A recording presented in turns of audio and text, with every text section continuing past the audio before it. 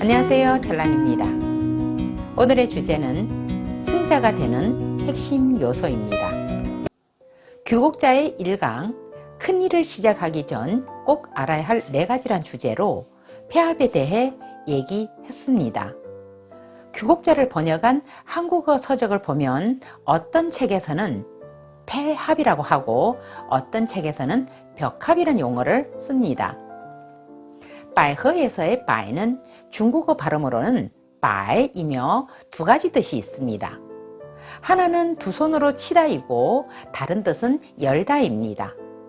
한국어로는 바이가 두 손으로 치다란 의미로 쓰일 때는 패란 음으로 불리고 바이가 열다라는 의미로 쓰일 때는 벽이라는 의미로 불립니다. 그러므로 여기서는 벽합이 맞습니다. 오늘의 주제는 벽합에 대한 보충 이야기로 승자가 되는 핵심 요소입니다. 사물의 변화는 무궁무진하여 끝이 없으나 각각의 맡은 바가 있습니다.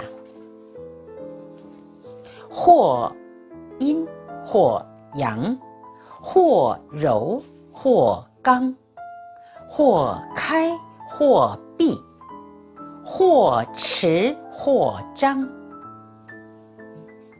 음에 속하거나 양에 속하거나 부드럽거나 강하거나 열거나 닫거나 느슨하거나 조인다라는 뜻입니다.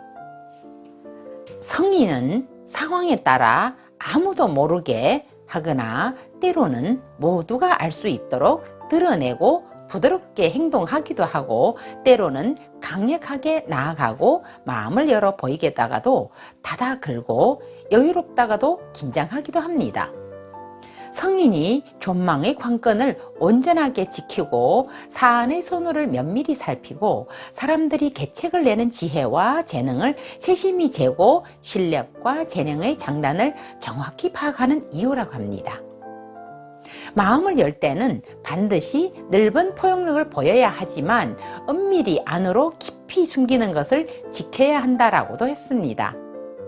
마음을 여는 것은 상대의 허실을 가려내려는 것이고 마음을 닫는 것은 상대의 실정이 어떠하다는 걸 확실히 알려는 데 목적이 있는 것입니다.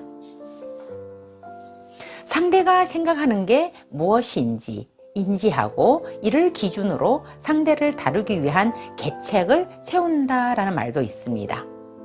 감정이나 기분에 따라 이쁘고 미워서 마음을 열고 닫는 것이 아닙니다. 대체적으로 일반인들은 기분이 좋거나 술 한잔하면 마음의 문을 쉽게 열게 됩니다. 마음의 작용에 의해 말과 행동으로도 고스란히 드러나는 것이죠. 그럼 벽합에서 말하는 마음을 닫는 것은 어떤 의미일까요? 내가 어떤 이익을 취하거나 화를 피할 수 있도록 출로를 만들어 놓는 것입니다. 조조의 책사 사마이는 조조 그리고 조조의 아들 조비, 조조의 손자이자 조비 아들인 조애, 조애의 아들인 조방에 이르기까지 조씨가 4대를 섬기며 명성과 위세가 더 높았습니다. 조방이 제위에 오르고 조방의 숙부 조상이 실권을 장악하자 사마이는 병을 핑계로 낙향했는데 당시 70이었다고 합니다. 사마이가 낙향하였지만 의심이 가시지 않았던 조상은 병문안한다며 신복을 보내 사마이의 동정을 염탐하게 했습니다. 조상의 의도를 알고 있던 사마이는 약사벌을 들은 손을 떨어 약을 흘리고 귀머거리 행세를 했습니다. 병이 깊이 들었고 침에 맞아 걸렸다는 보고를 받은 조상은 황제 조방을 모시고 황궁을 벗어나 조애의 무덤인 고평릉에 제사를 지내러 갔습니다. 그 소식을 들은 사마이는 즉시 엄밀히 키우던 사병들을 동원해 일거에 황궁을 접수하고 위나라를 실질적으로 통치하게 되었습니다. 얼마 후 사마이의 손자 사마염이 마침내 위나라를 없애고 진나라를 세웠는데 그 토대를 세운 사마이는 진고조 선황제로 추존되었다고 합니다. 이처럼 귀곡자의 설파대로 고수는 철저히 계산한 다음 필요에 의해 마음을 열고 닫는 것을 결정합니다. 절대 감정에 휘둘려 마음을 열고 닫는 하소의 처세가 아니란 걸 알 수 있습니다. 현 상황의 국제 정세도 마찬가지입니다. 중국이 북한과의 관계에서 혈맹 관계이기 때문에 또는 옛 우정을 잊지 못해서 북한과의 관계를 유지하는 것이 아닙니다. 북한을 활용하여 미국과 한국 그리고 일본을 견제할 필요성이 있기 때문일 뿐 그 이상도 이하도 아니죠. 미국 또한 한국이 동맹이어서 미군을 한국에 배치하는 것이 아니라 중국을 견제하기 위한 계산의 결과일 뿐입니다.